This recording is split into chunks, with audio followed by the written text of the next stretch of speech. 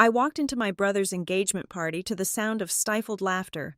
They looked at me like I was a stain on their perfect evening, completely unaware that every salary and contract in this room relied on my approval. They think they are untouchable, but before the final toast, I will reveal that the person they are mocking is the one who signs their checks. My name is Jordan Robertson, at 33 years old. I had learned that the most expensive thing a person could wear was not diamonds or silk, but confidence. Yet as I stepped through the gilded double doors of the Halston Grand in Clearwater Bay, I knew my confidence was being read as ignorance. To the 300 guests swirling around the ballroom, I was simply the poor relation, the smudge on the otherwise pristine portrait of the Robertson and Hale union. The air inside the ballroom smelled of lilies and old money, a scent that was sweet enough to choke you if you breathed it in too deeply. The Halston Grand was the kind of hotel that prided itself on excessive opulence. Crystal chandeliers the size of small cars hung from the ceiling, dripping light onto the marble floors. Every surface that could be gold-plated was gold-plated.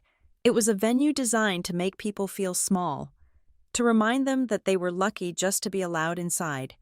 I walked in with my head held high, clutching a clutch purse I had bought at a discount store 5 years ago, wearing a navy blue sheath dress that was practical, clean, and utterly invisible against the backdrop of designer gowns and bespoke tuxedos. My mother, Elaine Robertson, intercepted me before I could even reach the bar. She was wearing a silver gown that was perhaps a bit too young for her, but she wore it with the desperate energy of a woman trying to erase her past. She grabbed my arm, her fingers digging into my bicep with surprising strength. "You are late," she hissed, though her face maintained a frozen, camera-ready smile. "I am on time, Mom. The invitation said 7 o'clock, I replied, keeping my voice level. Elaine scanned me from head to toe, her eyes narrowing as they landed on my sensible black heels. "We discussed the dress code. Jordan, everyone here is someone.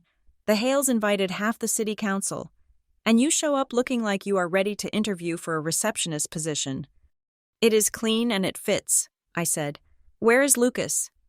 "Do not embarrass him tonight," she warned, ignoring my question. "Vanessa's family has been incredibly generous. This engagement is the best thing that has ever happened to us. Just stay in the background. Try not to talk about your work. Nobody needs to know you are struggling." I almost laughed. Struggling. That was the narrative Elaine had constructed to explain why her daughter wasn't flashing cash around town. In her mind, if you weren't loud about your money, you didn't have any. I pulled away from her grip and moved deeper into the room. I spotted my brother, Lucas, standing near the center of the dance floor. He looked handsome in his tuxedo, but there was a slump to his shoulders that I knew well. Lucas was the golden child, the one our parents had poured all their hopes and meager savings into, yet he always looked like he was carrying a weight he couldn't quite manage. He was holding a glass of scotch like a lifeline. When he saw me, his face brightened for a split second before the anxiety returned.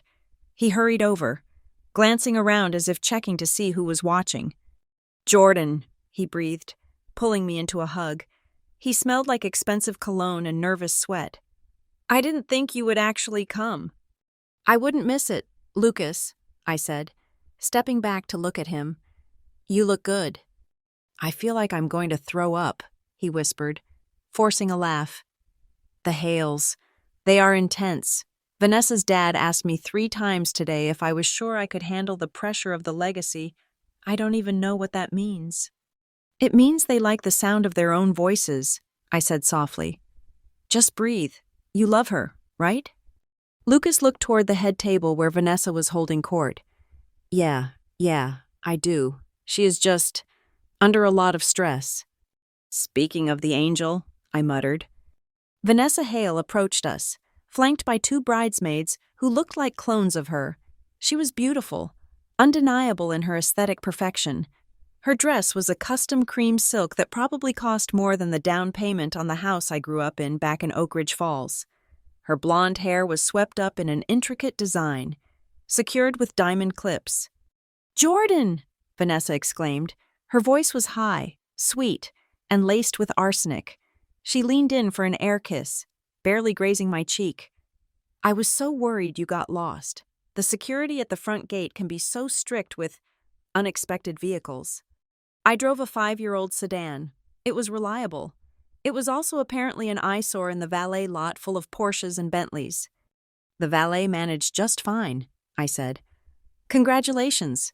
Vanessa, the venue is stunning. Vanessa beamed, sweeping a hand around the room. Isn't it?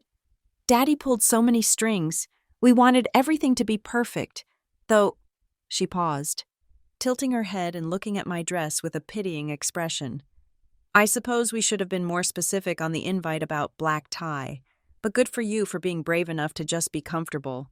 I wish I could care that little about presentation. The bridesmaids giggled. It was a practice sound, like wind chimes made of ice. Lucas loves me for who I am, I said, my eyes flicking to my brother.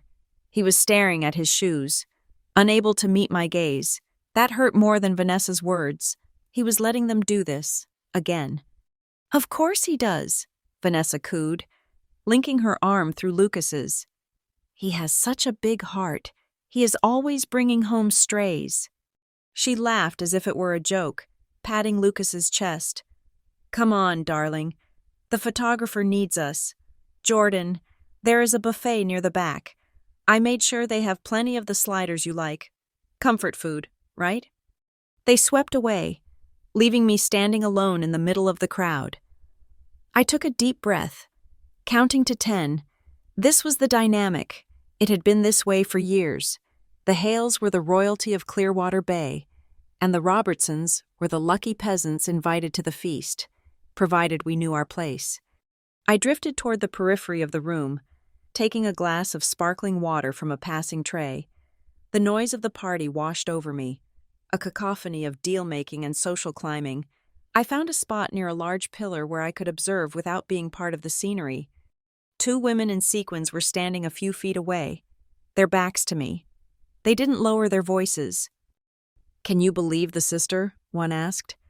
The one in the office wear? Tragic, the other replied, sipping her wine. I heard she works as a clerk or something. Data entry? Imagine being Lucas Robertson, marrying into the Hale fortune, and having to explain that at Thanksgiving.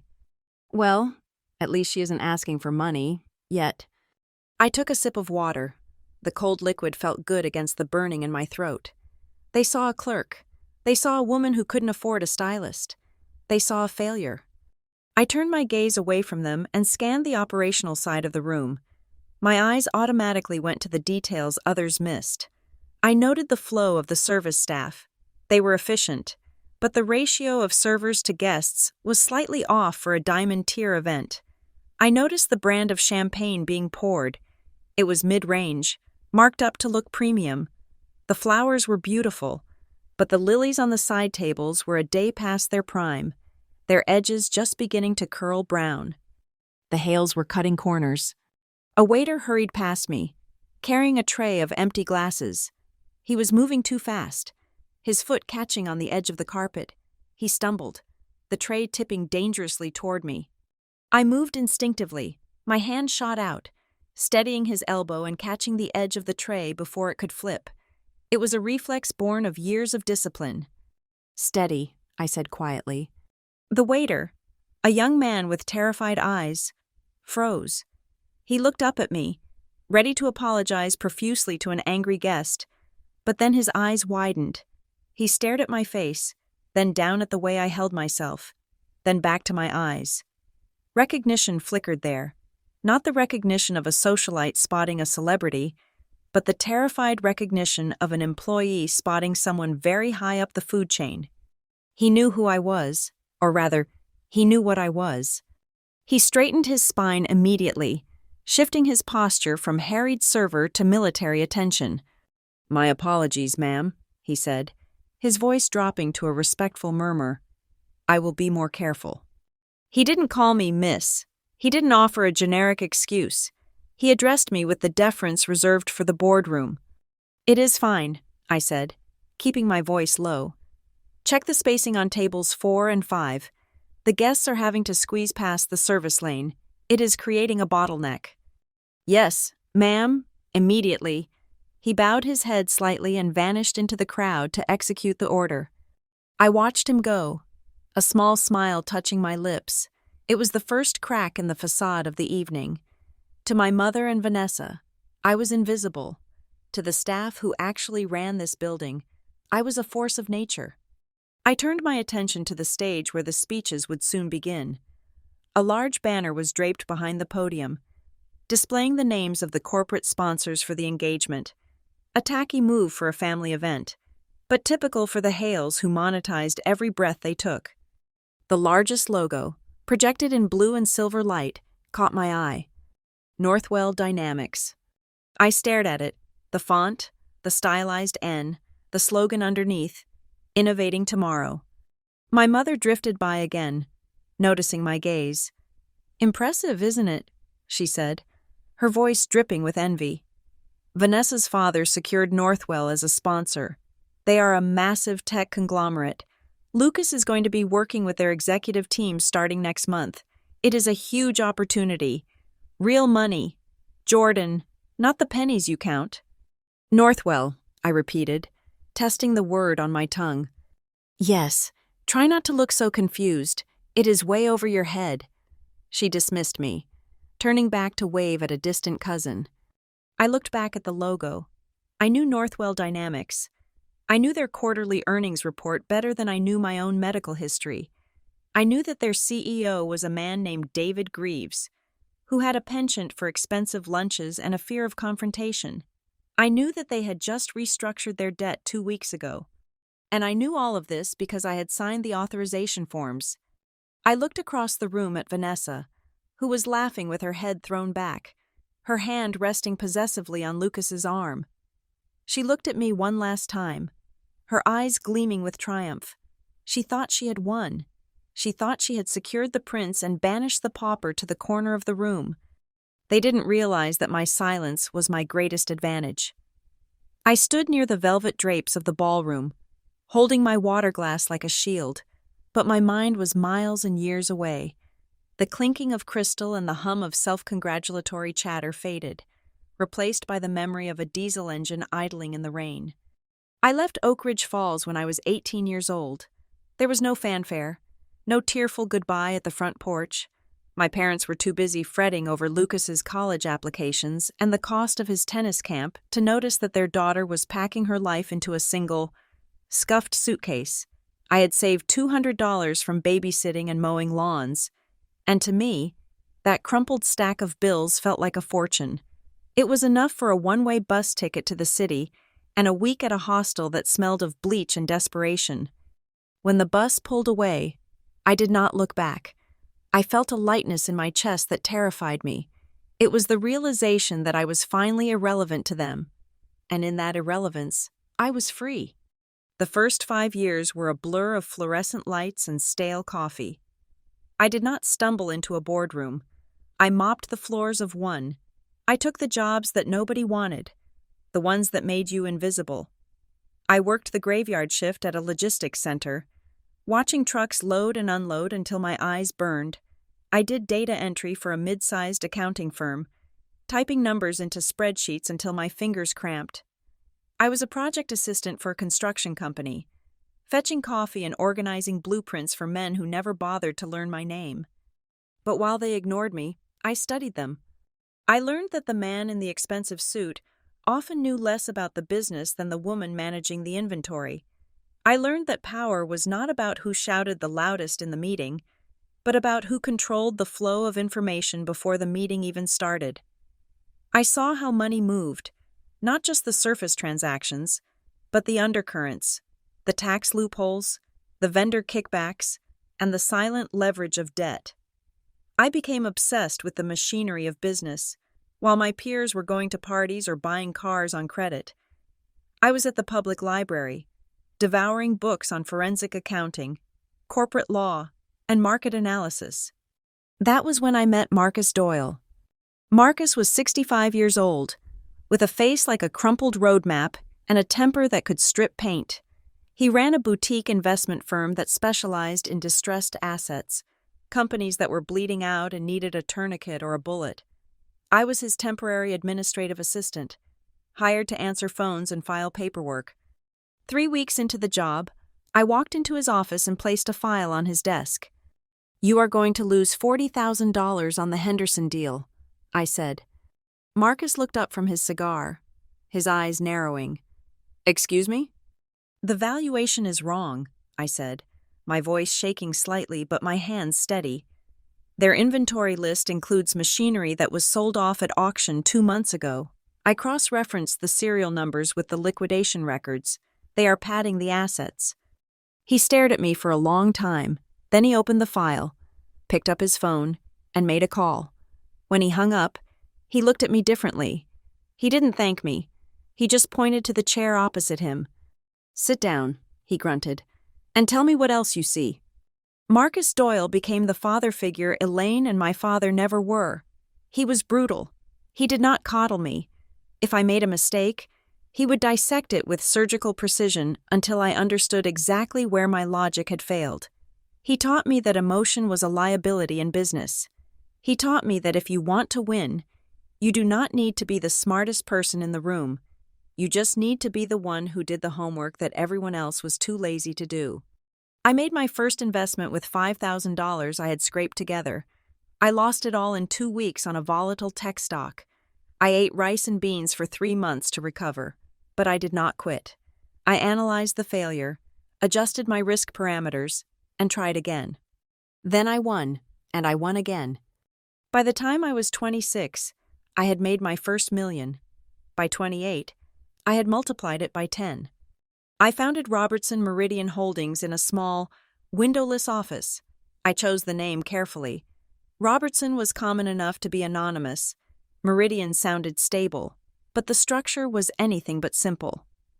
I built a labyrinth of shell companies, holding entities, and trusts. I did not want my face on magazines. I did not want to be on the lists of 30 under 30. I had seen how fame made you a target. I wanted to be the ghost in the machine. I bought failing factories and turned them around. I acquired real estate in neighborhoods that developers were ignoring, then waited for the market to shift. I invested in logistics, in software, in the boring, unsexy industries that kept the world turning. And through it all, I kept my family in the dark. It was not out of malice, at least not initially. It was just that they never asked. When I visited home for Christmas, wearing my simple sweaters and driving my rental cars, they would ask, "How is work?" with the same tone they used to ask about the weather. "It is fine," I would say. "Busy? Lots of paperwork." "That is nice, dear," my mother would say, her eyes already drifting to Lucas. "Lucas just got a promotion to assistant manager. Can you believe it?" They created a box for me labeled Unremarkable Daughter, and I stayed inside it because it was safer there. If they knew about the money, the dynamic would shift. They would not love me more. They would just need me more. I wanted a relationship based on affection, not transaction. I looked across the ballroom at Lucas now. He was laughing at something Vanessa's father was saying, his posture submissive, eager to please. I had held on to hope for so long. I thought that eventually, Lucas would grow a backbone. I thought that one day he would see how our parents used him as a trophy, how they projected their own unfulfilled ambitions onto his shoulders. I thought he would break free. I had even set up a trust fund for him in secret, waiting for the day he showed me he was his own man, ready to walk away from the toxicity. But tonight, watching him let Vanessa and her friends treat me like the help, watching him sip his drink while his fiancée made jokes about my poverty, I felt that hope shatter. He was 31 years old. He was not a child trapped in a house he couldn't leave. He was a grown man making a choice. He was choosing comfort over character. He was choosing the easy lie over the hard truth. I adjusted the strap of my cheap purse. The irony was suffocating. The venue, the Halston Grand, was part of a real estate portfolio I had acquired 18 months ago. The catering company, Delish Events, was a subsidiary of a hospitality group I held a 60% stake in, and the sponsor, Northwell Dynamics, the prestigious firm Lucas was so proud to join, was a company I had saved from bankruptcy and now controlled entirely. They were dancing on my floors, drinking my wine, and bragging about jobs that I had authorized. I took a sip of water. The ice had melted. I had spent 15 years building a fortress of solitude and success, brick by brick, mistake by mistake. I had learned to swallow my pride when Marcus yelled at me. I had learned to fire people who stole from me. I had learned to negotiate with sharks who thought they could eat me alive because I was a woman. I had built an empire from nothing but grit and the terrifying freedom of being unloved. And now, I was done protecting them from the reality of who I was. I was done being the backdrop for their vanity.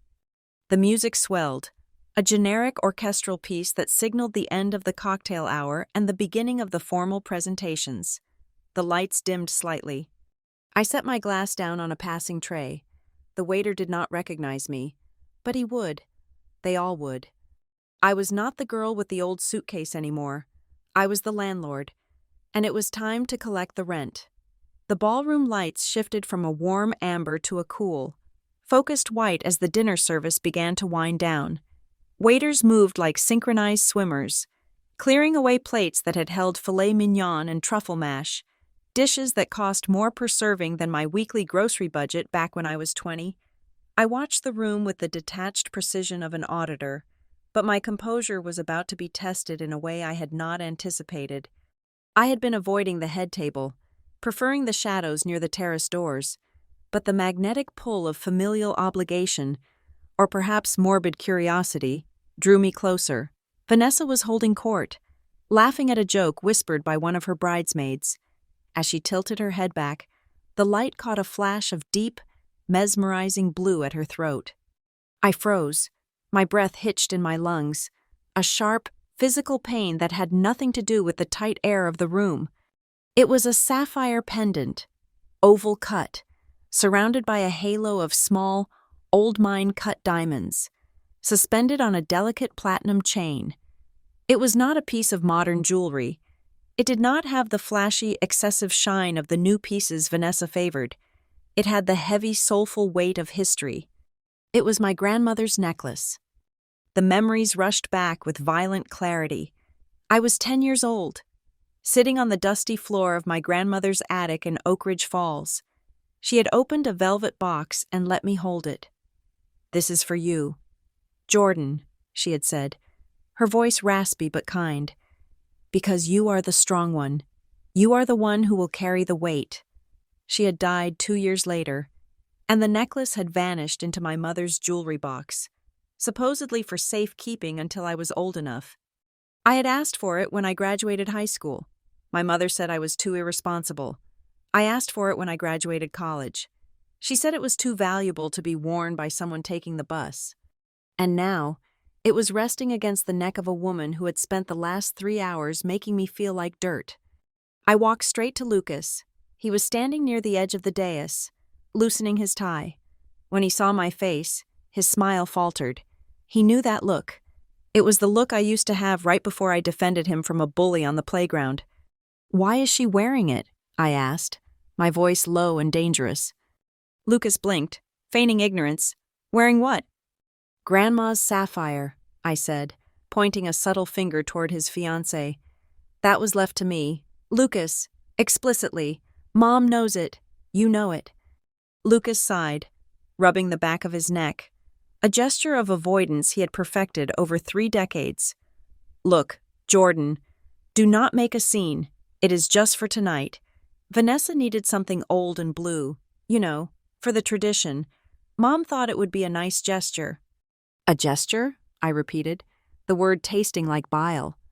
"To keep the peace," Lucas pleaded, his eyes begging me to let it go. "Vanessa felt unwelcomed by you. She thought you were cold. Mom gave it to her to show that she is part of the family now. It is symbolic." "It is theft," I corrected him, "and it implies that I'm not part of the family.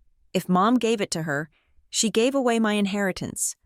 "You are overreacting," Lucas hissed, glancing around to see if anyone was listening. "It is just a necklace. You can borrow it back sometime if you really want to wear it.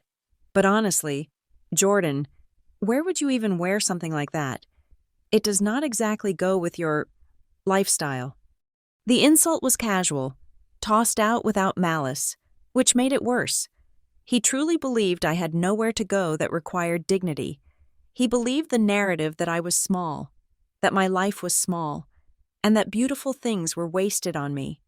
I looked at him, really looked at him. I saw the fear in his eyes. Fear of Vanessa. Fear of our mother. Fear of rocking the boat. I realized then that he had not just forgotten who I was. He had never bothered to know me. "You are right, Lucas," I said, my voice turning icy smooth.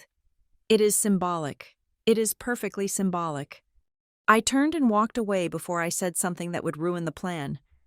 I needed air. I needed to scream. I pushed through the terrace doors, stepping out into the cool night air of Clearwater Bay. The humidity had broken, leaving a crisp breeze coming off the water. The terrace was mostly empty, save for a few smokers huddled in the far corner. I walked to the stone balustrade and gripped it, the rough texture grounding me. I was not going to cry over a piece of jewelry. I could buy 1,000 sapphires if I wanted to. I could buy the mine they came from. But that wasn't the point. It was the erasure. It was the way they took the one thing that validated my place in the lineage and handed it to a stranger because she looked the part, and I did not. As I stood there, trying to regulate my breathing, the sound of a hushed, urgent voice drifted from the shadows of a large potted palm to my left. "I do not care what the liquidity ratio looks like. Just make it happen." The voice was familiar. I turned my head slightly, keeping my body hidden in the shadow of a pillar. It was Richard Hale, Vanessa's father, the man who had been strutting around the ballroom all night like he owned the city. He was pacing, his phone pressed to his ear, his free hand chopping the air aggressively. "We need the bridge loan approved by Monday morning," Richard hissed. "The wedding expenses are already over budget, and the investors are getting twitchy about the waterfront project. If we miss the interest payment, the whole house of cards comes down." I stood perfectly still. "Listen to me," Richard continued, his voice dropping to a desperate growl. "Once the merger goes through, we are fine. The Robertson kid is in at Northwell. That is our leverage. We use his position to guarantee the secondary bond, but I need cash now to keep the wolves at bay. Sell the vacation home in the Hamptons if you have to. Just do it quietly. I cannot have the bank freezing the accounts before the wedding." He paused, listening to the person on the other line, then cursed. "Just fix it, and do not call me again tonight." He hung up and shoved the phone into his tuxedo pocket. He stood there for a moment, wiping sweat from his forehead with a monogrammed handkerchief, composing his face back into the mask of the wealthy patriarch. Then he turned and went back inside. I remained in the shadows, my mind racing. They were broke. Or if not completely broke, they were illiquid and leveraging debt to pay debt. The legacy Vanessa bragged about was a facade. And suddenly, the pieces clicked together. The rush to get married, the intense interest in Lucas's career, the way Richard Hale had practically drooled when Northwell Dynamics was announced as a sponsor. They didn't just want Lucas for his pedigree, they needed him as a financial anchor. They thought Lucas, as a high-ranking executive at Northwell, would give them access to credit lines, or perhaps inside information. They were using my brother as a human shield against their own bankruptcy. A cold fury settled in my stomach.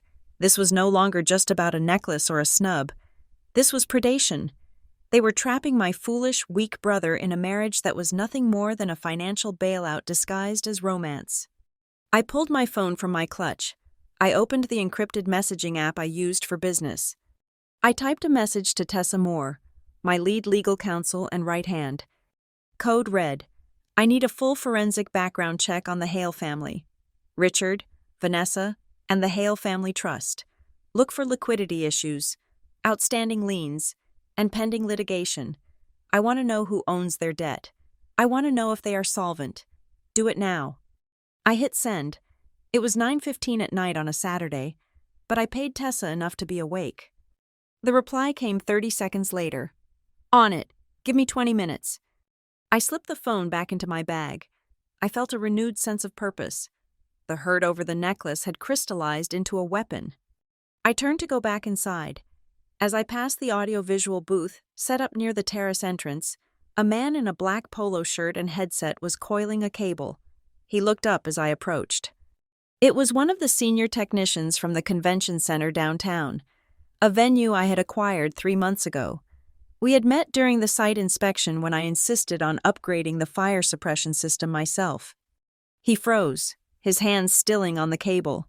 He looked at my simple dress, then at the lavish party behind me, and confusion washed over his face, but then his training kicked in.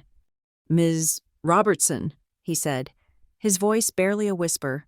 He straightened up, giving me a respectful nod. "I did not know you were attending. Is everything to your satisfaction? The sound levels? The projection?" I held up a hand, a silent command for discretion. "Everything is fine. Mike, I am here strictly as a guest tonight. Please, carry on." "Understood, ma'am," he said. "If you need anything at all, we are on Channel 4. "Actually," I said, pausing, a plan was forming in the back of my mind. "Who is running the main projection feed for the speeches?" "That would be me, ma'am. We have the laptop set up right here." I looked at the laptop. Then I looked at the ballroom where Richard Hale was now clapping Lucas on the back, playing the role of the loving father-in-law. "Good to know," I said softly. "Keep a channel open for me. Mike, I might have some last-minute additions to the program." "Yes, ma'am. Whatever you need." I walked back into the ballroom. The air felt different now. Before, I had felt like an intruder. Now, I felt like a predator walking through tall grass. I spotted Vanessa across the room. She was touching the sapphire pendant, smiling as a photographer snapped a picture. She looked radiant, secure in her victory. She had no idea that she was wearing a stolen necklace around her neck while her father tried to mortgage a stolen future. My phone buzzed against my hip. I didn't check it. I didn't need to. I knew Tessa would find everything. The Hales were sloppy. Desperate people always were. I took a glass of champagne from a passing tray, not because I wanted to drink, but because I wanted to propose a toast to myself. The game had changed. It was not just about revealing my success anymore. It was about saving my family from a parasitic infection. Lucas might be weak, and my mother might be vain, but they were mine, and nobody scammed my family but me. I took a small sip. The cheap champagne tasted like vinegar, but the anticipation of what was coming tasted sweeter than the finest vintage. The champagne in my glass had gone warm, but I held on to it, using the flute as a prop to blend into the periphery of the room. My senses were heightened, adrenaline sharpening my vision until the ballroom felt less like a celebration and more like a crime scene waiting to be processed. I began to truly look at the guests, not as a sister or a slighted relative, but as the CEO of Robertson Meridian Holdings. To my left, laughing too loudly at a joke made by Vanessa's father, was a man with a comb-over and a nervous tic in his left eye. I recognized him immediately. That was Arthur Pendleton, the chief financial officer of Northwell Dynamics. 2 tables over, picking at a plate of salmon, was Sarah Jenkins, the VP of procurement for the same company. Near the bar, I spotted the regional director of sales and the head of compliance. It was not just a few colleagues supporting Lucas in his new role. It was practically the entire executive board of Northwell Dynamics. The realization hit me with the cold precision of a ledger entry. To the uninitiated, this looked like a show of support for a future executive. Lucas was stepping into a senior role next month, after all, but to me, this gathering looked like something else entirely. It looked like a whip count. I knew Northwell Dynamics. I knew it intimately because I had bought it 18 months ago. At the time, Northwell had been a struggling mid-tier tech firm with good patents but terrible management. I had acquired it through a series of shell companies, keeping my name off every public document. As far as the world knew, Northwell was owned by a generic entity called Meridian Ventures. As far as the employees knew, they answered to a board of directors that rarely visited. Nobody in this room, not Arthur Pendleton, not Sarah Jenkins, and certainly not the Hales, knew that the woman in the discount blue dress standing by the pillar was the one who signed off on their quarterly bonuses. I pulled my phone out again. The screen was bright in the dim room.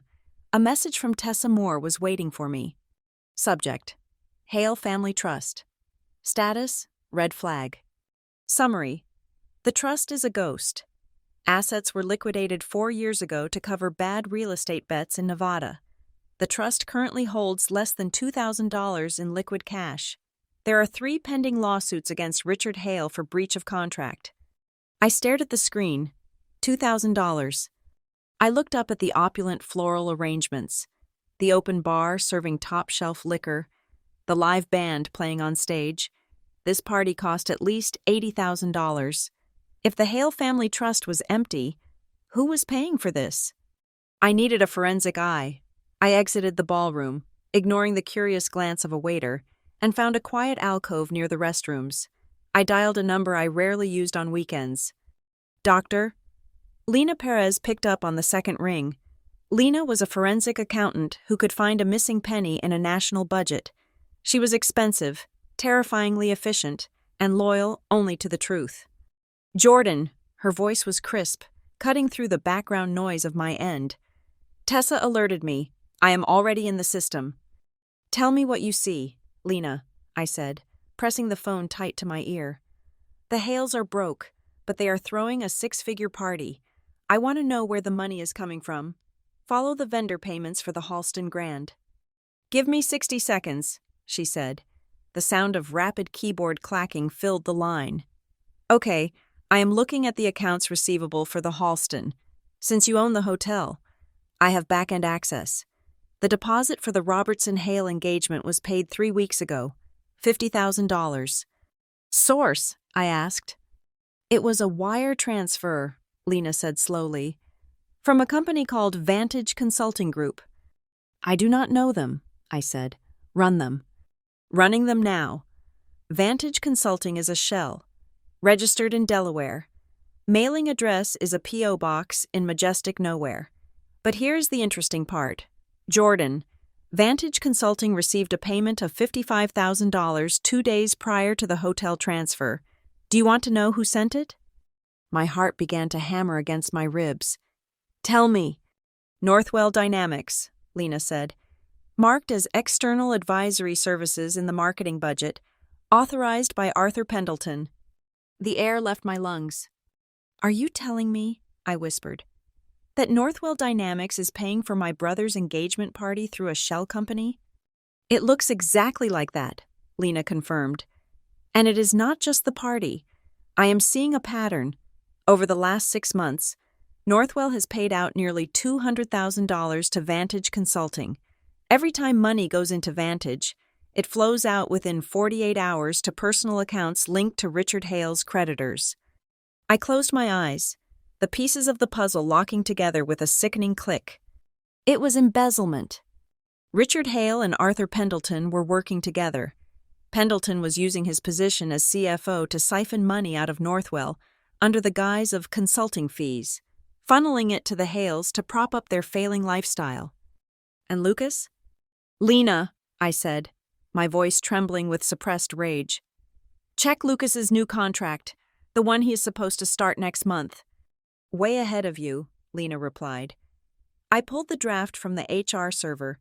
It is a standard VP contract, but there is an addendum attached to his signing authority. It grants him immediate oversight of the external vendor accounts, specifically the marketing and advisory budgets. I felt bile rise in my throat. They were setting him up. Pendleton and Hale had been draining the company for months, perhaps years. They knew the auditors would eventually come knocking, so they brought in Lucas, my naive, eager-to-please brother, and gave him authority over the very accounts they were using to steal. Once Lucas signed that contract and approved the first batch of invoices, his name would be on the paper trail. When the theft was discovered, Pendleton could claim ignorance. He could point to the new VP, the son-in-law of the beneficiary, and say, he did it. He was funneling money to his wife's family. Lucas would go to prison.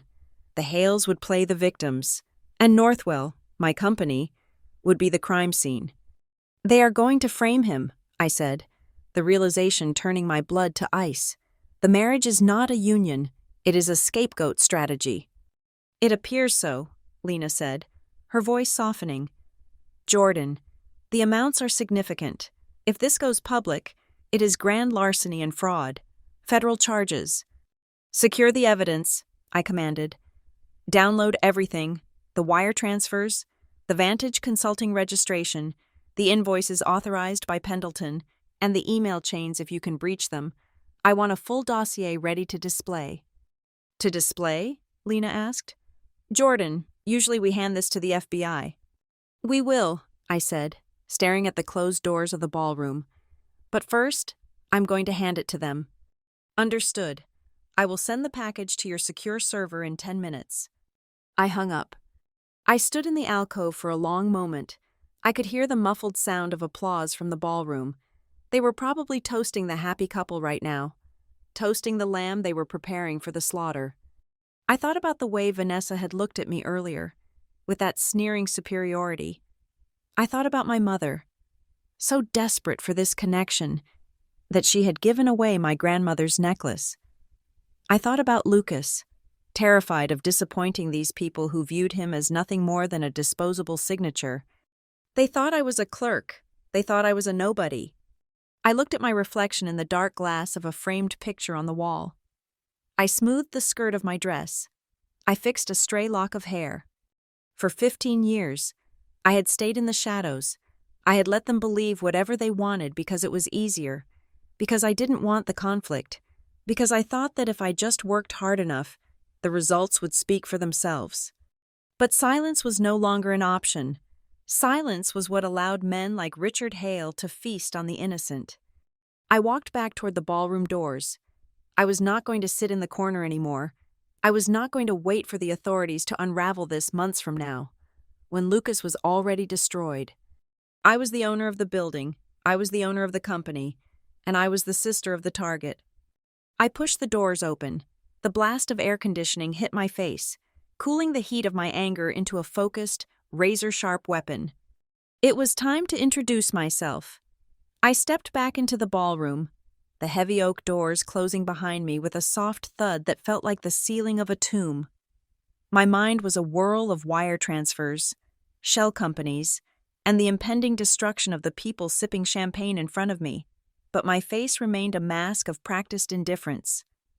I needed to get to the technician's booth to hand off the data key I was preparing, but before I could take more than 3 steps toward the perimeter, a hand clamped around my upper arm. The grip was tight, the nails sharp enough to be felt through the fabric of my discount dress. I didn't flinch.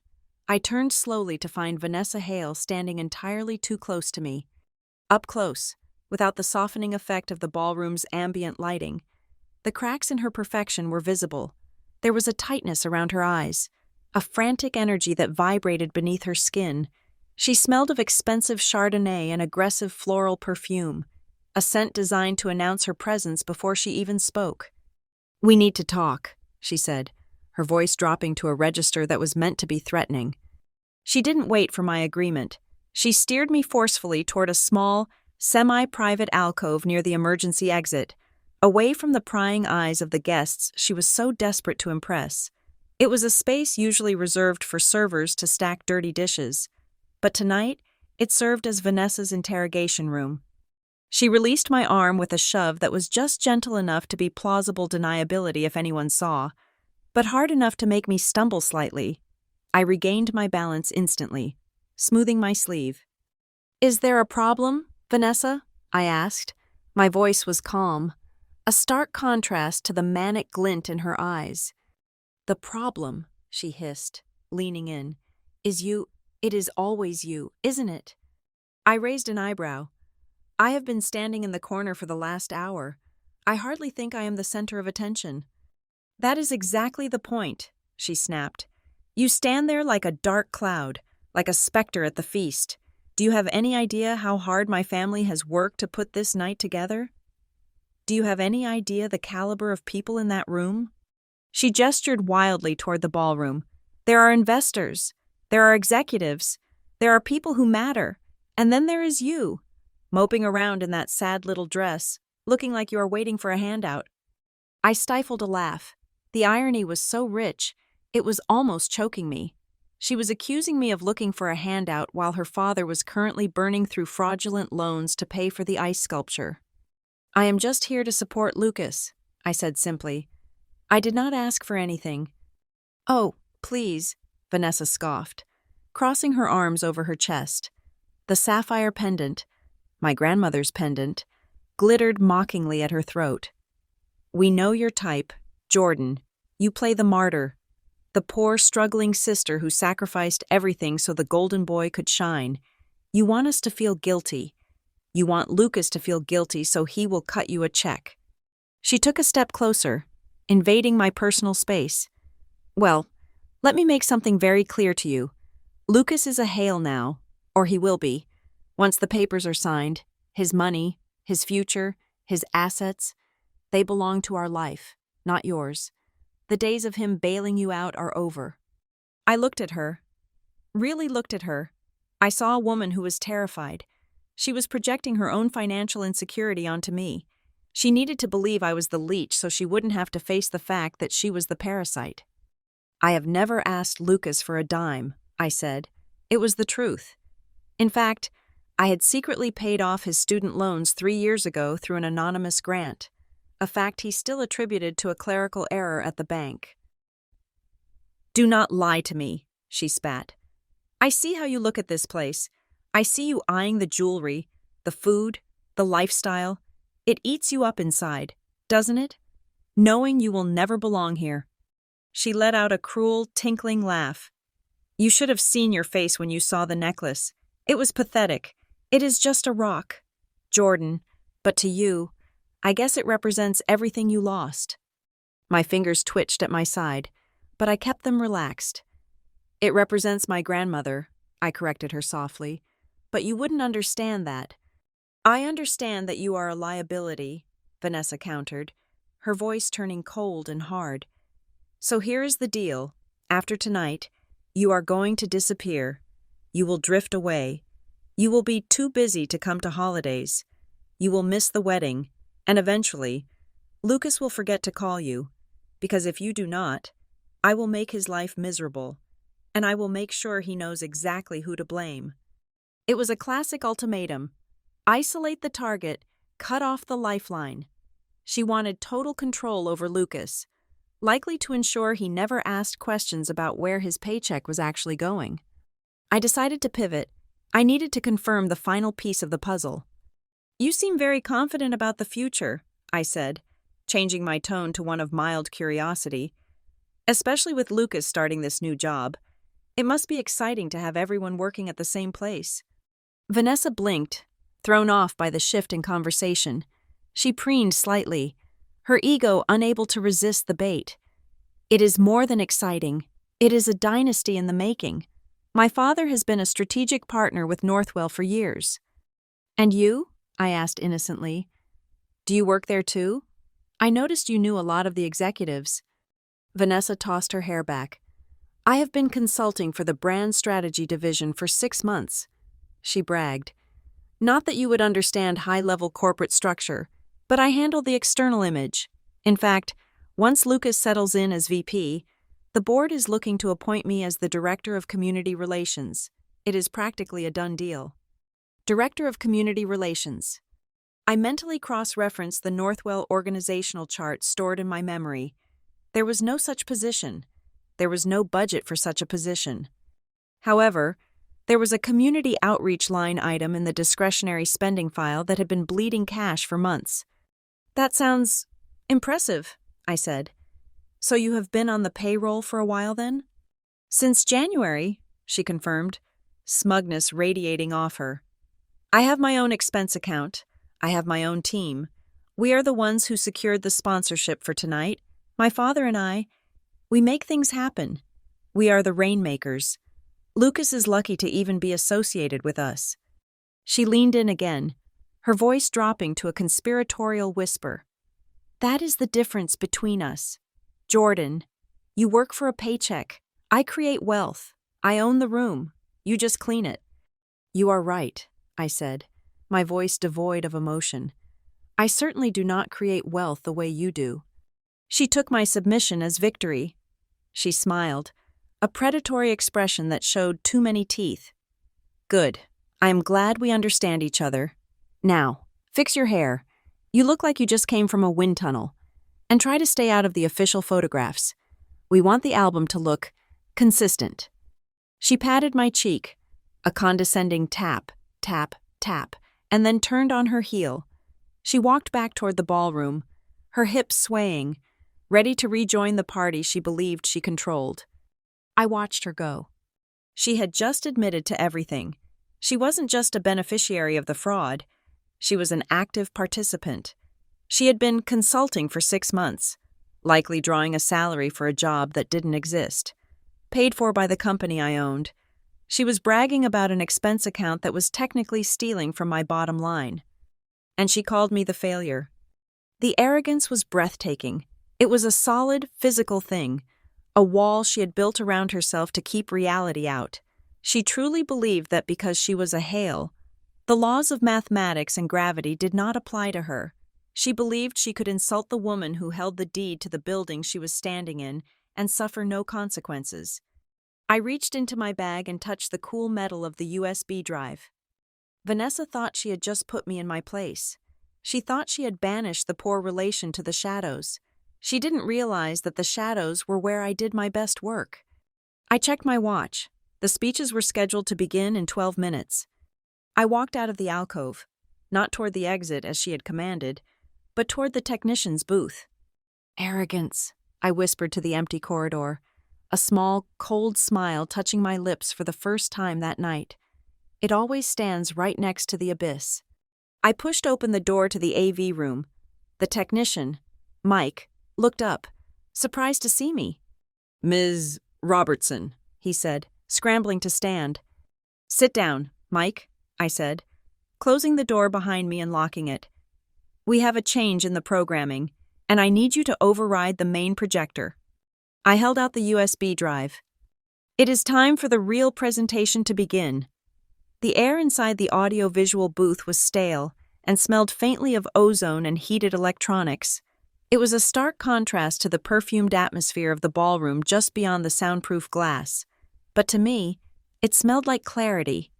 Mike, the technician, sat with his hands hovering over the mixing board, his eyes wide as he watched me plug the USB drive into the main control laptop. "Ms. Robertson," he stammered, his voice cracking slightly. "I could lose my job for this. The schedule is locked. Mr. Hale gave me very specific instructions about the video montage. It is supposed to be childhood photos set to a Michael Bublé song. You work for the hotel." "Mike," I said, my voice steady as I opened the folder Lena had sent. "And I own the hotel. You are not going to lose your job. In fact, if you do exactly what I say, you are going to get a very nice bonus for crisis management. Do we have an understanding?" He swallowed hard, looked at the screen where the file directory was loading, and nodded. "Yes, ma'am. We have an understanding." I turned my attention to the data. Lena Perez had not just done a background check. She had performed an autopsy on the Hale family's history. As I scrolled through the PDF summary, the cold knot in my stomach tightened into something solid and heavy. The people drinking my champagne out there were not the Hales, or rather, they were only the Hales in this zip code. 5 years ago, they were the Harrisons in Scottsdale, Arizona. 7 years before that, they were the Hallorans in Boca Raton, Florida. "Look at this," I whispered, more to myself than to Mike. The pattern was identical in every city. They would move in, rent a high-end property to establish an address, join the most exclusive country clubs on credit, and then begin the hunt. They looked for weak targets, small businesses looking for investors, lonely widows with pension funds, or in Lucas's case, eager young executives climbing the corporate ladder. They would leverage these connections to secure bridge loans, promise massive returns on investments that never existed, and live like kings on the float. When the money ran out and the questions started, they would vanish, leaving behind a trail of maxed-out credit cards and lawsuits that went nowhere because the defendants could not be found. There was a pending indictment in Arizona for wire fraud. There was a civil judgment in Florida for $200,000 that had never been paid. The Hales were not just broke, they were professional parasites. And this engagement party? It wasn't a celebration of love, it was a tactical maneuver. I brought up the most recent email chain Lena had intercepted. It was dated 3 days ago, between Richard Hale and a private equity firm in Chicago. The subject line read, Assurance of solvency. The body of the email was nauseating. Richard had attached the invitation to the engagement party as proof of their stability. He had explicitly listed Lucas Robertson, incoming vice president of Northwell Dynamics, as a guarantor for a new line of credit. He was using my brother's promotion, and by extension, my company's reputation, to secure a loan of $500,000. They were selling Lucas to the bank before he had even said I do. I looked through the glass partition. The ballroom was bathed in soft, romantic lighting. Richard Hale was standing near the stage, holding court with 3 men I recognized as local bankers. He was laughing, clapping one of them on the back, playing the role of the benevolent patriarch to perfection. And there was Lucas. He was standing near the edge of the crowd, away from Vanessa. He wasn't smiling anymore. He was frowning, looking down at his phone, then looking up at Richard. He typed something, hesitated, and then shoved the phone into his pocket. He looked around the room, his eyes scanning the faces. He wasn't looking for Vanessa. He was looking for me. I zoomed in on the security camera feed on the secondary monitor. Lucas looked tired. The veneer of excitement had worn off, leaving behind the anxiety that had plagued him since childhood. He looked like he knew something was wrong but was too afraid to articulate it. He walked over to Vanessa, who was busy accepting a compliment from a socialite. He touched her arm, whispering something. Vanessa pulled away sharply. I couldn't hear the audio, but her body language was screaming. She glared at him, hissed a few words, and then pointed a manicured finger at her father, effectively dismissing Lucas. Lucas stood there, isolated in a room full of people, looking small and defeated. My heart ached. This was the brother who used to read me bedtime stories when our parents were fighting downstairs. This was the brother who had shared his lunch with me when I forgot mine. He was weak, yes. He was easily manipulated, yes. But he was not bad. He just wanted to be loved. He wanted to matter, and the Hales had weaponized that desire against him. A war raged inside me. If I did this, if I exposed them now, I would destroy his night. I would humiliate him in front of 300 people. I would break his heart. He would be the man whose fiancé turned out to be a grifter. He would be the laughingstock of Clearwater Bay for months. The pain would be excruciating. But if I stayed silent? If I let this continue, he would marry her. He would sign those papers. He would become legally liable for their debts. Within 6 months, when the house of cards collapsed, he wouldn't just be heartbroken, he would be indicted. He would go to federal prison for being the signatory on fraudulent accounts. I looked at the execute button on the screen. I could save his feelings, or I could save his life.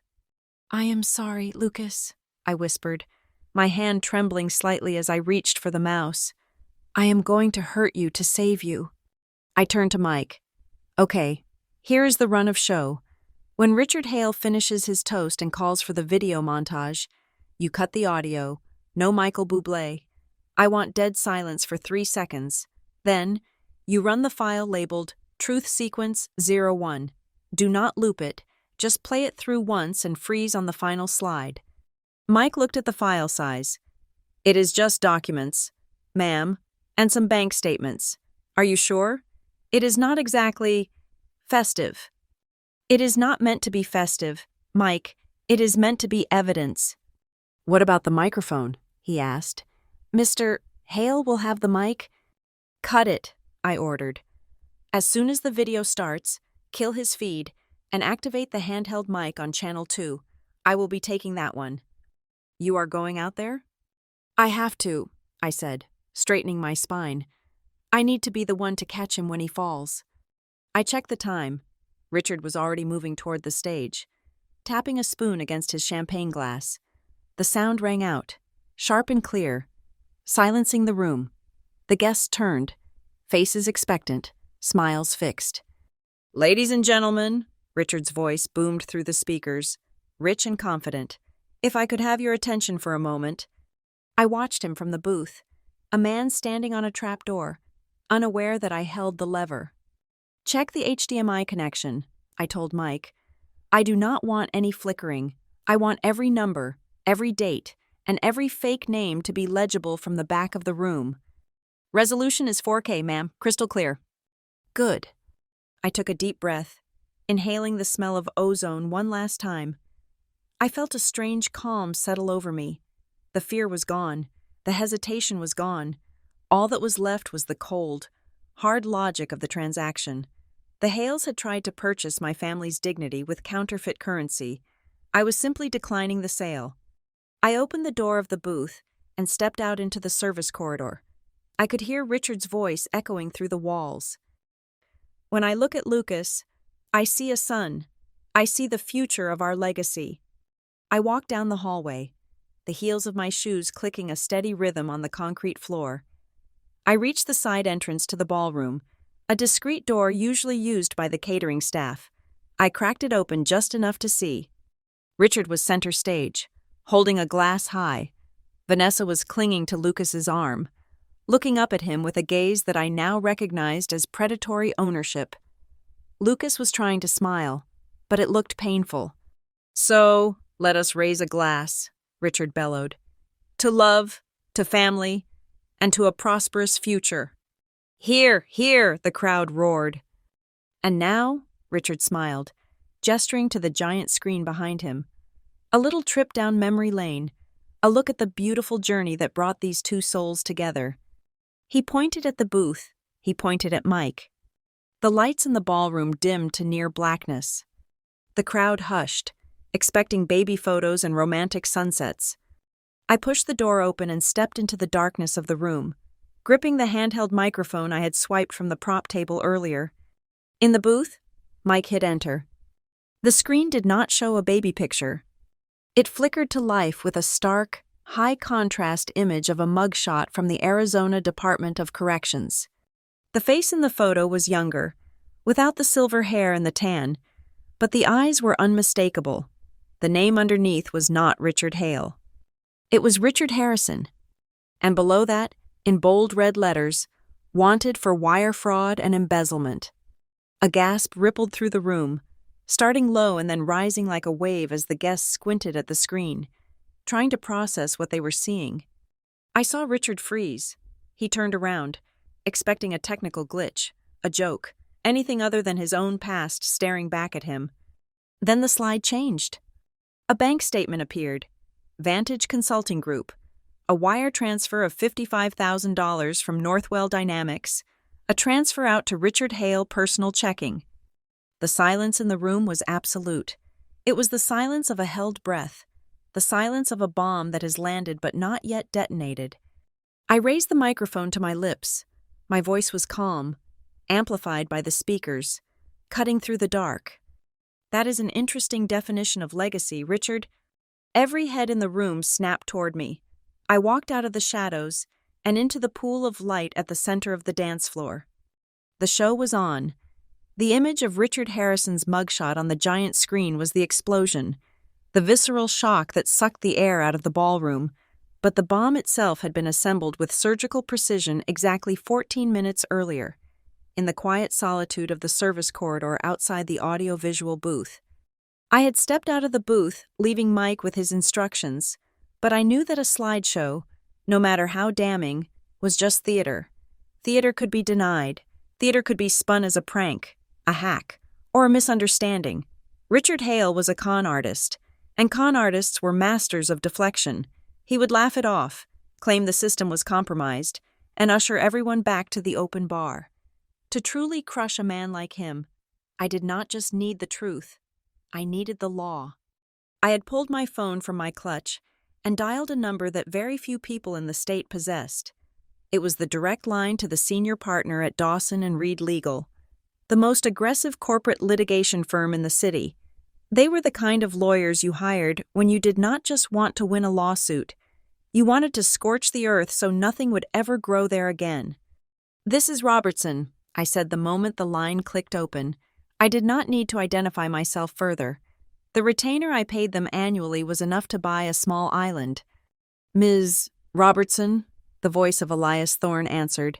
It was 10:30 at night on a Saturday, but Elias sounded as if he was sitting at his desk in a freshly pressed suit. "We received the data packet from your forensic accountant, Dr. Perez. I have 3 associates reviewing the wire transfers now." "I do not want a review, Elias. I want an execution," I said, my voice low and steady, echoing slightly against the concrete walls of the hallway. "I am activating the fraud contingency clause in the Northwell acquisition protocols. The individuals named in the report, Richard Hale, Vanessa Hale, and Arthur Pendleton, are currently engaging in active embezzlement of corporate funds. I want an immediate injunction." "We can have a judge on the phone in 20 minutes, Elias replied, the sound of rustling papers audible in the background. "However, given the amount, over $200,000 in misappropriated funds, we are looking at criminal liability, not just civil. Do you want us to involve the authorities?" "Not yet," I said. "I want the papers served first. I want them to know that this is not a family dispute. I want them to know they are being hunted by a corporation. How fast can you get a team to the Halston Grand?" "My office is 6 blocks away. I can have a team there in 15 minutes with the cease and desist orders and the notification of pending litigation." "Do it," I commanded. "And Elias, bring the full team. I want the Hales to see a wall of suits when they try to leave this room." "Consider it done." I hung up the phone. Step 1 was complete. The legal cavalry was en route. Now came the internal containment. I opened the messaging app on my phone and found the contact for the head of hotel security, a man named Thomas Miller. I had hired Thomas myself 2 years ago when I acquired the hotel. He was an ex-Marine with a rigid moral code and zero tolerance for nonsense. "Code black in the grand ballroom," I typed. "The host, Richard Hale, is a security risk. Do not detain him, but secure the perimeter. I want eyes on every exit. If he tries to access the hotel safe or any administrative offices, stop him. And Thomas, he is not to leave the property until the police arrive." The reply came back in seconds. "Copy that. Ms. Robertson, we are moving into position." I leaned against the cool wall of the corridor, taking a moment to center myself. The mechanics of the trap were set. The legal team was moving. The security team was moving. The evidence was queued in the laptop behind me. Now, I had to manage the human element. I needed to make sure Lucas was not standing in the blast radius when the detonation occurred. I opened my text thread with my brother. The last message he had sent me was 3 weeks ago, asking if I was coming to the party. I typed a new message now, my fingers flying over the glass screen. "Lucas, do not ask questions. When the speeches start, step away from Vanessa. Go to the far left side of the stage, near the service entrance. Wait there. Do not move until I tell you." I hit send. It was a gamble. If he showed the text to Vanessa, the element of surprise would be lost. But I had to trust that the sliver of doubt I had seen in his eyes earlier was strong enough to make him listen. I slipped back into the audio-visual booth for one last check. Mike was sweating, his eyes darting between me and the monitors. "The playlist is set, ma'am," Mike whispered. "I organized the slides exactly as you asked. We are not just throwing random data at them. It is a narrative." "Show me the sequence," I said, leaning over his shoulder. He clicked through the preview thumbnails. I had insisted on a very specific order. A prosecutorial timeline designed to dismantle their credibility layer by layer. Slide 1 was the identity theft, the mugshot of Richard Harrison. This established that the man speaking was a fraud.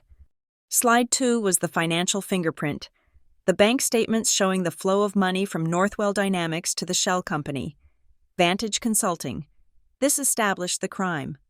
Slide 3 was the complicity, the emails from Vanessa Hale, authorizing expensive purchases using the stolen funds, proving she was not an innocent bystander but an active participant. Slide 4 was the betrayal, the loan application using Lucas's name as collateral. This was the kill shot. This was the slide that would sever the bond between my brother and his fiancée forever. "It is perfect," I said.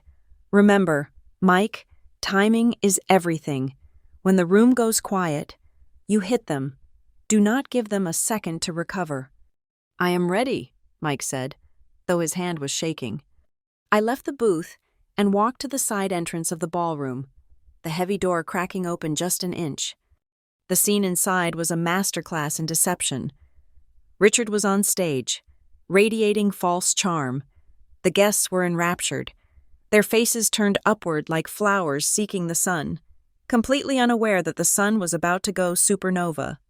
My eyes found my mother, Elaine. She was standing near the front, clapping her hands together, a look of pure, unadulterated triumph on her face. She looked so happy.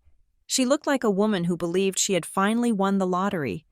In her mind, she was the mother of the vice president, the in-law of the wealthy Hales. She was already mentally redecorating her house with the money she thought Lucas would give her. It broke my heart to know that in 5 minutes, I was going to humiliate her. I was going to strip away every illusion she had about this marriage. She would hate me for it. She would blame me for ruining her night, for embarrassing the family, for being the bearer of bad news. But I would rather she hate me for the truth than love me for a lie. Then I saw Lucas. He had received my text. I saw him glance down at his phone, his brow furrowing. He looked at Vanessa, who was busy preening for the cameras, ignoring him completely. He looked at Richard, who was mid-speech, pontificating about trust and honor. Lucas made a decision. He slowly, quietly stepped back. He moved away from the center stage, drifting toward the left, toward the service entrance where I had told him to go. He stood there, half hidden by a large fern, looking confused and frightened, but he was safe. He was out of the frame. "Good boy," I whispered. I reached into my clutch and pulled out the small, silver USB drive that contained the backup files, just in case Mike lost his nerve. I held it in my hand, the metal warming against my palm. It felt heavy, not with data, but with consequence. This was it, the point of no return. For 33 years, I had been the quiet one. I had been the one who fixed things from the shadows. I had paid the bills, solved the problems, and let others take the credit. I had built an empire in silence because I thought my value lay in my utility. But tonight, I realized that silence was not a virtue when it protected predators. I checked my watch.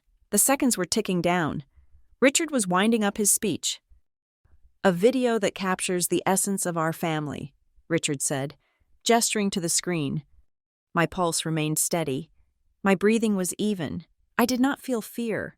I felt the cold, hard clarity of a balance sheet finally zeroing out. I pushed the door open fully and stepped into the darkness of the ballroom perimeter just as the lights went down. I saw the technician's cue light blink red. 3, 2, 1. The screen flashed. The mugshot appeared. The gasp tore through the room. And as I walked toward the center of the floor, microphone in hand, I knew that the lawyers were pulling up to the valet stand. The security team was locking the perimeter, and the trap I had spent the last 15 minutes constructing had snapped shut with the force of a steel jaw.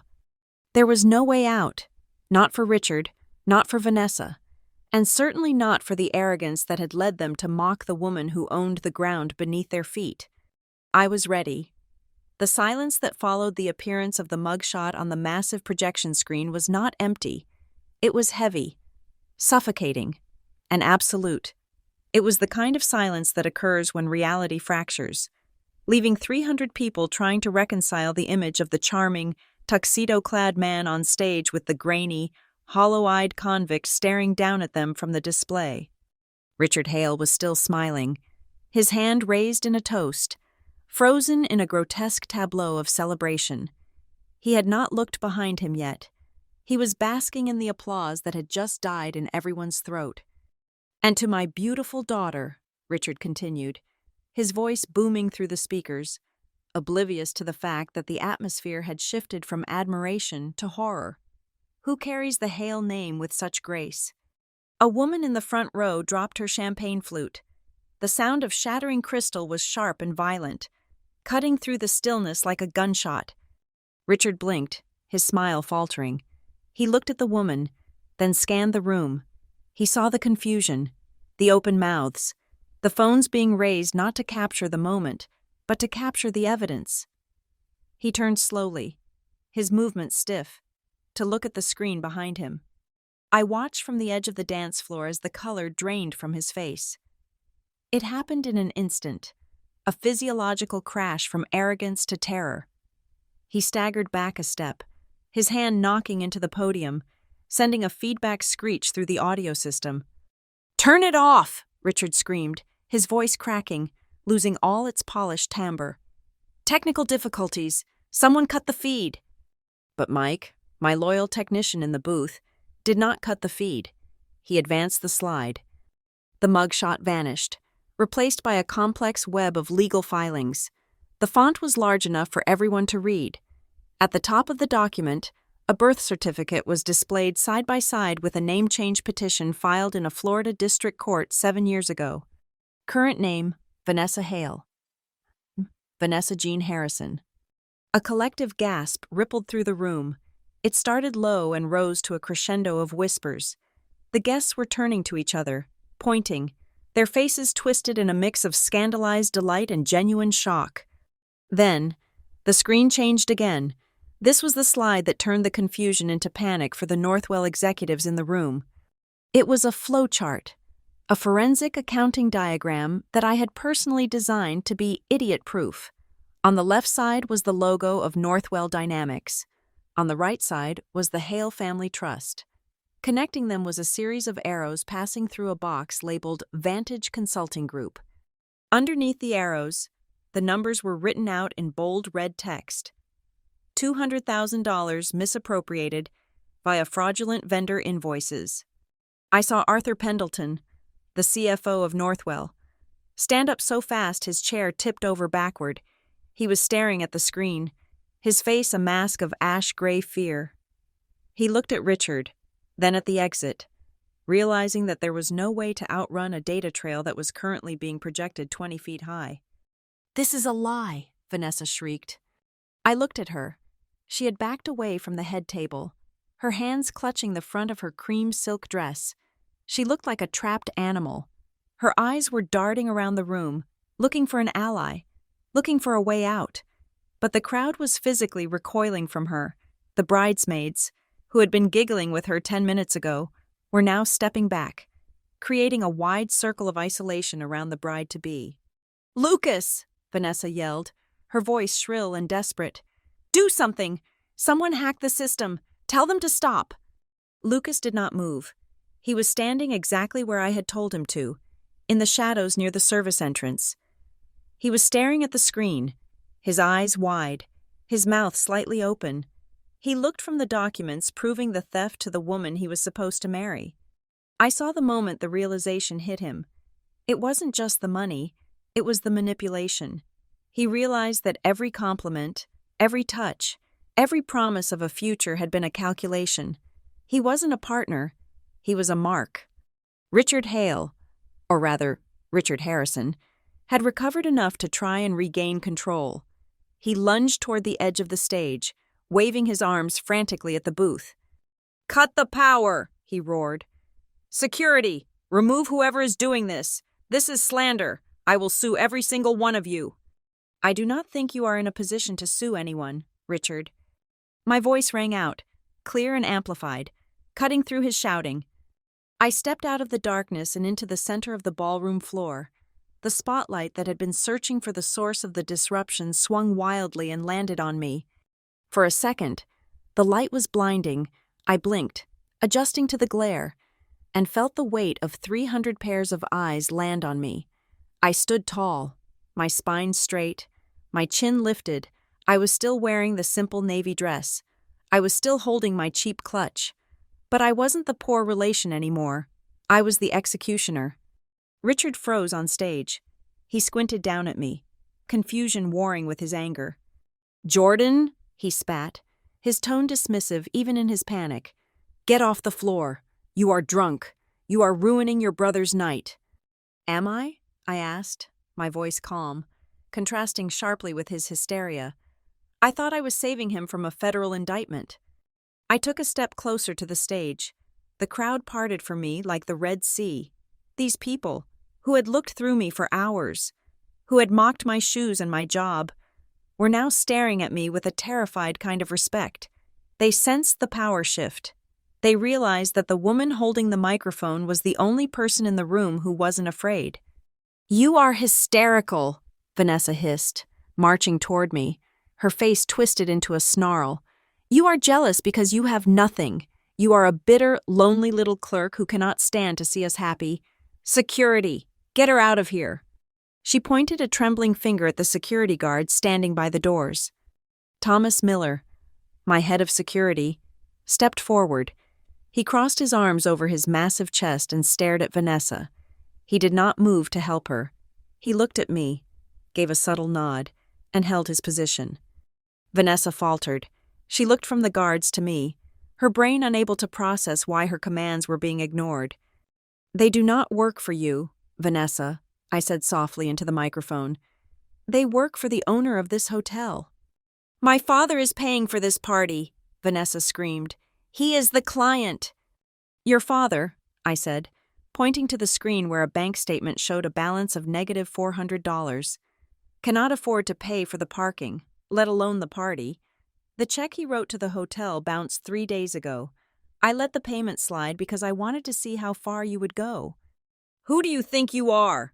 Richard bellowed from the stage, his face turning a dangerous shade of purple. "You are a nobody, a data entry girl. You think you can humiliate us?"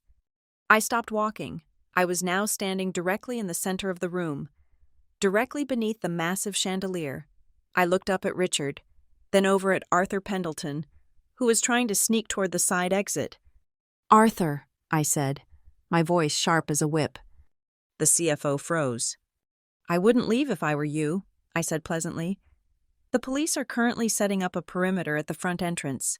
Leaving the scene would look like an admission of guilt." Arthur crumbled. He sank into a chair, burying his face in his hands. I turned back to Richard and Vanessa. The room was so quiet, I could hear the hum of the projector fan. "You asked who I am," I said, addressing the room but locking eyes with Vanessa. "You spent all night laughing at my clothes. You laughed at my car. You told me I didn't belong in this room because I didn't understand power. You told me I was a cleaner." I paused, letting the words hang in the air. "I am the cleaner," I agreed. "I am cleaning up my company." I took a deep breath and delivered the line I had been waiting 15 years to say. "My name is Jordan Robertson. I am the founder and sole owner of Robertson Meridian Holdings." A wave of murmurs broke out, people asking their neighbors what that meant. "And Robertson Meridian Holdings," I continued, raising my voice to override the noise, "is the parent company of the Halston Grand Hotel." I pointed to the floor beneath my feet. "I own this building." Then I pointed to the screen, where the Northwell Dynamics logo was still displayed next to the evidence of theft. "And I own Northwell Dynamics." The silence that followed this statement was different. It wasn't shocked. It was stunned into paralysis. I saw the blood drain from Vanessa's face so completely she looked like a corpse. Her mouth opened and closed, but no sound came out. She looked at her father. Richard looked like he had been hit by a truck. "You," Richard stammered, gripping the podium for support. "You own Northwell?" "I bought it 18 months ago," I said, my voice cold and hard as steel. "I approved the budget you stole from. I signed the checks you embezzled, and I watched you use my money to throw a party where you insulted me to my face." I turned to the crowd, scanning the faces of the socialites and business leaders. "Every person in this room who works for Northwell Dynamics," I said, "is currently drinking champagne paid for by stolen funds. The man you are celebrating is a con artist who has been indicted in 3 states, and the woman standing there," I pointed at Vanessa, "is not an executive. She is a beneficiary of fraud." I looked back at Vanessa. She was trembling violently now. The arrogance was gone, replaced by the raw, ugly fear of a bully who has just realized she picked a fight with a giant. "You told me to disappear." "Vanessa," I said, my voice dropping to a dangerous whisper that the microphone picked up perfectly. You told me I was small, but I think you will find that it is very difficult to make the landlord disappear. I signaled to Mike in the booth. The screen changed one last time. It showed a live feed from the hotel security cameras outside. Blue and red lights were flashing against the glass facade of the entrance. Police cruisers. 3 of them. The authorities are here, I announced. I suggest everyone else finish their drinks. The party is over. The silence that had fallen over the ballroom was not merely the absence of noise. It was the physical manifestation of breath being held in 300 pairs of lungs. The revelation that I, the woman they had disregarded as background noise, was the architect of their employment and the owner of the very floorboards they stood upon, had severed the strings of their social puppet show. I stood center stage, the microphone heavy in my hand, feeling the gaze of the room shift. It was no longer a look of disdain or pity. It was the terrified, wide-eyed stare of prey, realizing the predator had been in the tall grass the entire time. I turned my attention to the table directly to my right. Seated there was Sarah Jenkins, the VP of Procurement at Northwell Dynamics. She was the woman who, 40 minutes ago, had loudly joked that my dress looked like something bought from a clearance rack.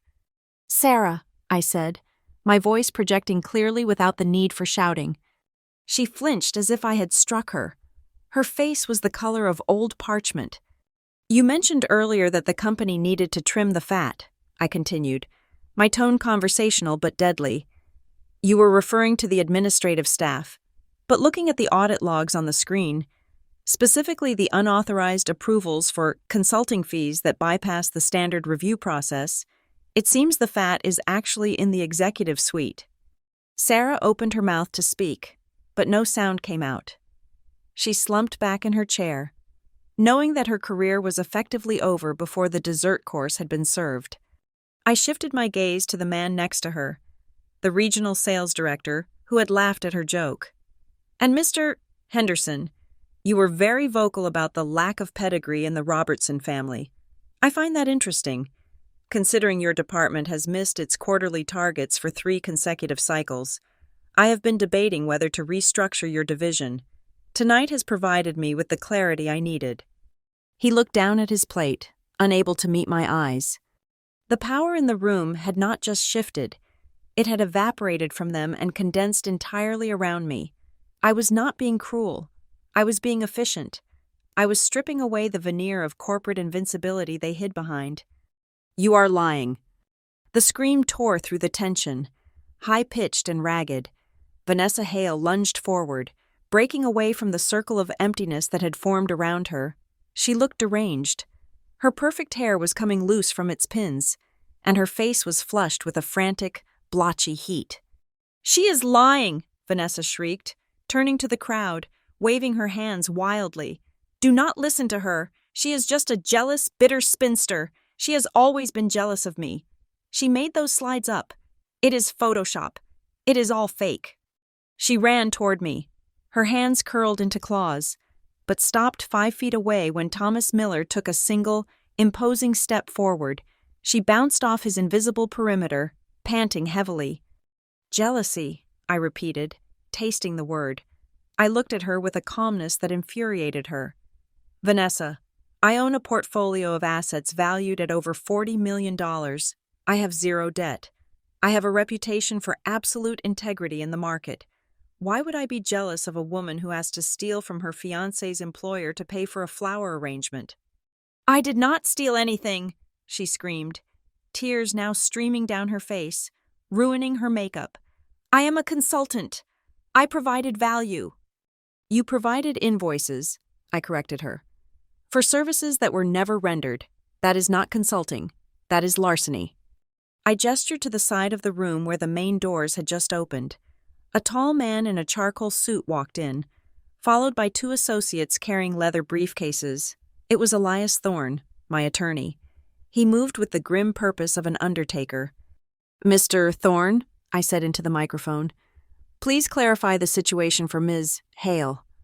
Elias stopped next to me, adjusting his glasses. He did not look at the crowd. He looked directly at Richard Hale, who was still clinging to the podium like a captain on a sinking ship.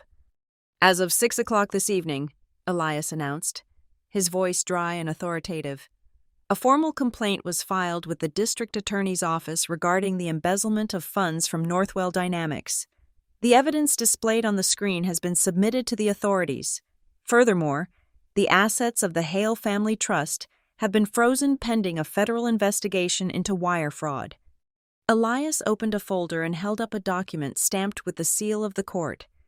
"I also have a restraining order here, effective immediately, barring Richard Hale, Vanessa Hale, and Arthur Pendleton from entering any property owned by Robertson Meridian Holdings or Northwell Dynamics. That includes this hotel." The finality of his words settled over the room like a shroud.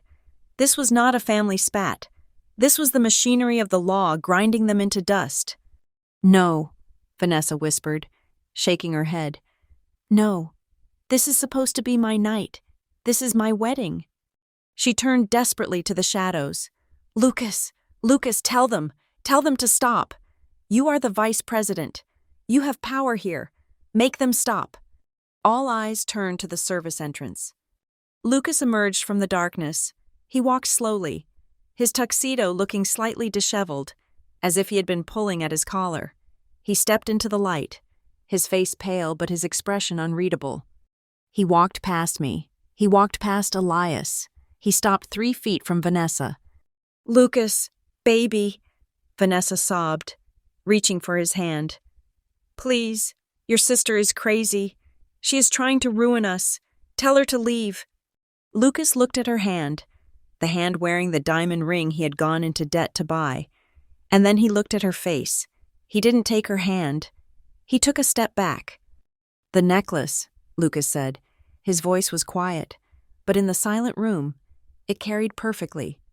Vanessa blinked, confused. "What?"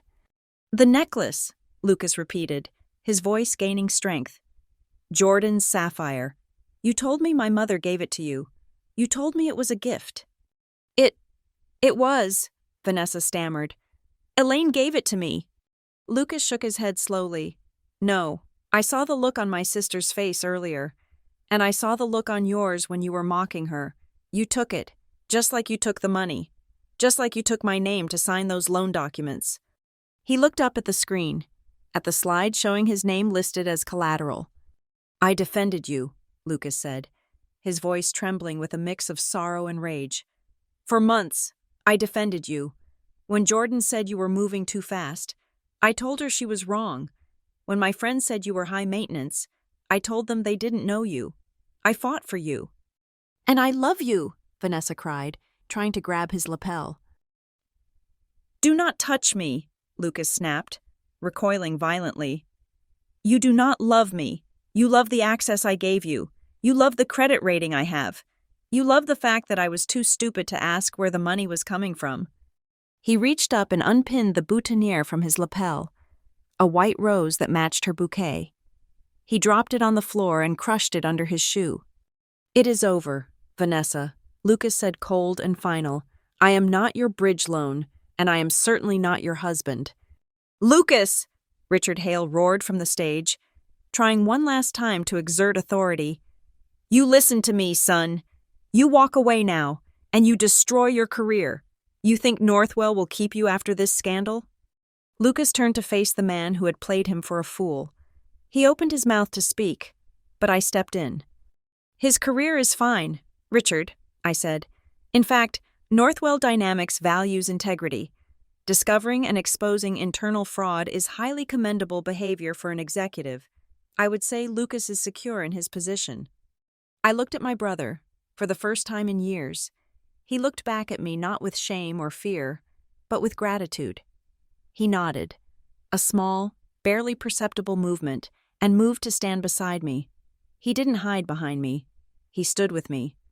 "Jordan, please!" The shrill voice of my mother, Elaine, cut through the moment.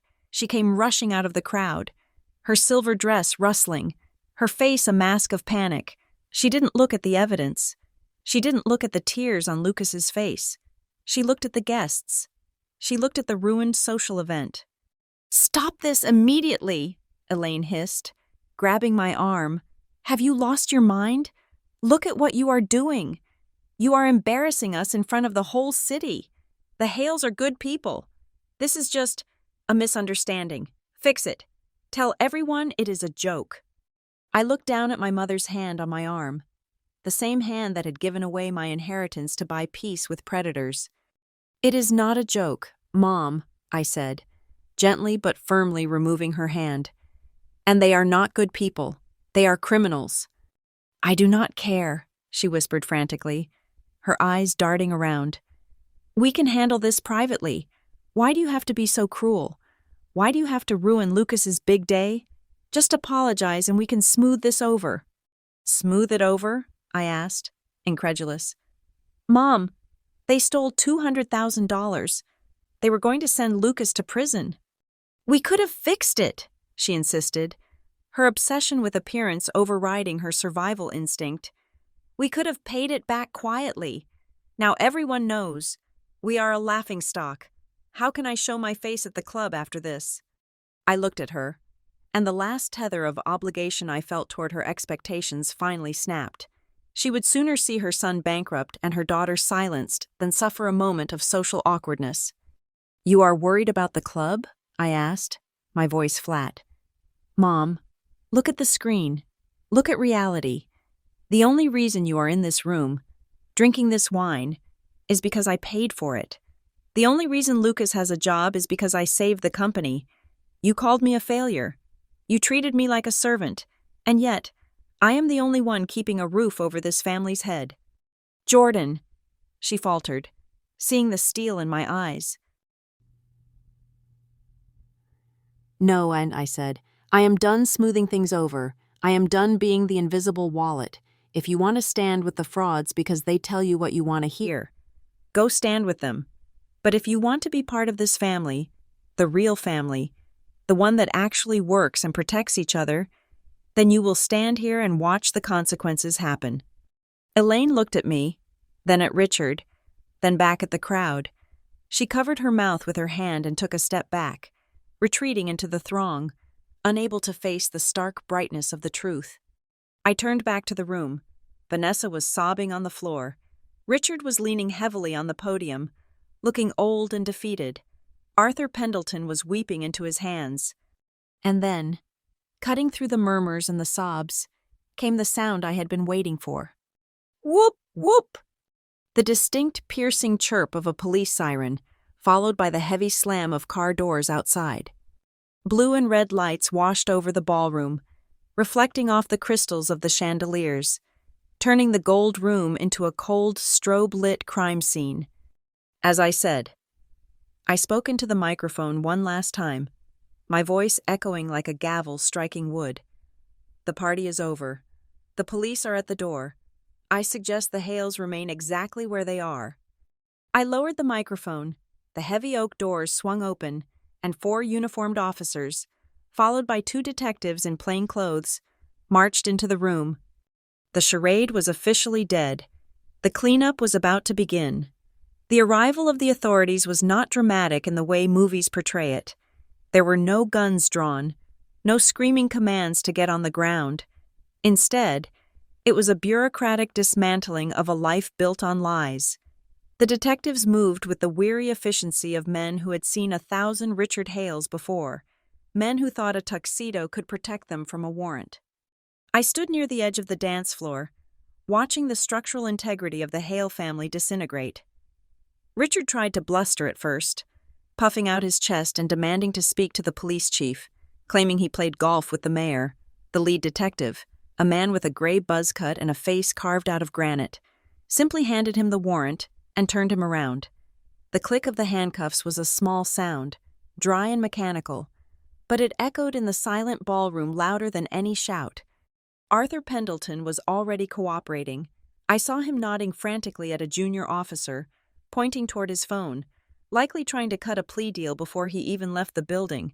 He was a rat abandoning the ship he had helped drill holes in. Then there was Vanessa. She wasn't screaming anymore. The reality of the situation had paralyzed her. She stood surrounded by the empty space where her friends used to be. When the female officer approached her, holding a pair of zip ties. Vanessa finally snapped out of her trance. She lunged toward Lucas. "Lucas!" she cried out, her voice raw and terrified. "Do not let them take me. I am your fiancé. I love you. Tell them this is a mistake." Lucas stood next to me. He did not flinch. He did not step forward. He looked at the woman he had planned to marry in 3 months, and his face was a mask of exhausted sorrow. "You do not love me, Vanessa," Lucas said, his voice steady despite the tears standing in his eyes. "You love the idea of a safety net, and I am done being the net." "Lucas, please," she begged as the officer took her arm. "I can explain. It was my father. He made me do it." "Save it for the judge," the officer said, pulling her toward the exit. "Wait," I said. The command was sharp, and the officer paused. I walked over to where they stood. Vanessa looked at me with a mixture of hatred and desperate hope, as if she thought I might grant her a reprieve. I reached out, my hand steady, and moved toward her neck. Vanessa flinched, but I wasn't interested in hurting her. I reached behind her neck and unclasped the platinum chain. I pulled the sapphire pendant free. It felt cool and heavy in my palm. It was my grandmother's legacy, retrieved from the neck of a thief. "This is not evidence," I told the officer, showing him the jewelry. "It is family property, and it does not belong in a police locker." The officer nodded. "Understood, ma'am."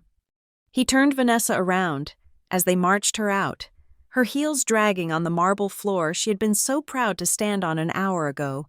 She didn't look back at Lucas. She looked at the exit, already calculating her next move, her next lie. The ballroom began to empty rapidly. The guests, the socialites, the business partners. They all scurried toward the doors like cockroaches when the lights come on. They avoided eye contact with me. They muttered quiet apologies to the air as they passed. I watched them go. These were the people who had judged me by my dress, and now they were terrified I would judge them by their association with the Hales. Within 20 minutes, the room was silent. The band had packed up and fled. The waiters were clearing the untouched champagne glasses. Only 3 people remained in the center of the vast, empty room: me, Lucas, and my mother. Elaine was sitting on a gold Chiavari chair. Her posture slumped. She looked 10 years older than she had when the evening began. The fantasy she had constructed, the wealthy in-laws, the country club status, the perfect life, had evaporated, leaving her with nothing but the cold reality of her own shallowness. Lucas turned to me. He looked at the necklace in my hand. "I am sorry, Jordan," he said. It wasn't the defensive apology of a child caught in a lie. It was the heavy-burdened apology of a man realizing he has been the villain in his own sister's story. "I am sorry about the necklace. I am sorry I didn't believe you. I am sorry I let them treat you like garbage because it was easier than standing up for you." I looked at him. I wanted to be angry. I wanted to scream at him for being so weak. But looking at his shattered expression, I realized that the punishment had already been delivered. He had lost his fiancée, his dignity, and his innocence in a single night. "You were blind, Lucas," I said softly.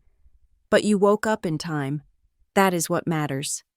"I signed those papers," he whispered, running a hand through his hair. "The loan applications. Am I going to jail?" "No," I said. "Elias Thorne is already handling it. We will prove you were coerced and defrauded. Since I own the company you supposedly defrauded, I am declining to press charges against you. But Lucas?" He looked up. "You are going to earn your keep," I said firmly. "You are still the vice president of Northwell, but in title only, effective Monday. You are going on a 6-month probation. You are going to learn the business from the ground up. No more golf lunches. No more signing things you do not read. You are going to work harder than you have ever worked in your life, and if you screw up, I will fire you myself. Do we understand each other?" Lucas straightened his spine. For the first time all night, he looked like a Robertson. "We understand each other. Thank you, Jordan." I turned to my mother. She hadn't looked up. "Mom," I said. Elaine raised her head. Her eyes were red-rimmed. "What are we going to tell people?" she whispered. The scandal? The papers? I sighed. Even now, she was worried about the audience. Let them talk, I said. Let them say we were targeted by con artists and we survived. Let them say the Robertson family is not to be trifled with. But hear me clearly, Mom. I stepped closer to her. The days of you making me feel small to make yourself feel big are over. I am paying off the mortgage on your house tomorrow. Not because I have to, but because I can. But that is it. If you ever disrespect me again, if you ever prioritize a stranger's opinion over your daughter's dignity, the Bank of Jordan is closed forever. I am not your ATM, and I am not your shame. I am the reason this family is still standing. Elaine looked at me. Really looked at me. Perhaps for the first time in her life. She nodded slowly, humbled by the shift in gravity. Okay, she whispered. Okay, Jordan. I walked out of the ballroom, clutching the sapphire pendant. The night air outside was cool and clean. The following Monday, I walked into the headquarters of Northwell Dynamics. I didn't use the service entrance. I walked through the front doors. The restructuring was swift and brutal. I fired every executive who had touched the Vantage Consulting invoices. I fired the complacent auditors. I purged the rot from the company with the precision of a surgeon. But I didn't fire everyone. I called Mike, the AV technician from the hotel, and offered him a job in the IT security division. I promoted the junior accountant who had tried to flag the discrepancies 3 months ago only to be silenced by Arthur Pendleton. I kept the people who did the work, the ones who were ignored, the ones who were invisible. I built a new board of directors, one that valued transparency over pedigree. Lucas kept his word. He arrived at 7 in the morning every day. He stopped trying to be a socialite and started trying to be an operator. We didn't talk about Vanessa. She was a ghost, a lesson learned in the hardest way possible. I sat in my office at the top of the building, the office that used to belong to a man who didn't know I existed, and looked out over the skyline of Clearwater Bay. I touched the sapphire necklace around my neck. They had mocked me because I was quiet. They had mocked me because I drove a used car and wore simple clothes. They had mistaken modesty for weakness and silence for stupidity. They laughed because they thought I was small, but the smallest person is the one who lives behind a mask. Thank you so much for listening to this story. I would love to hear where you are tuning in from. So please leave a comment below and share your thoughts on Jordan's revenge. If you enjoyed this episode, make sure to subscribe to the Lila Revenge Stories channel, like this video, and hit the hype button so this story can reach even more people.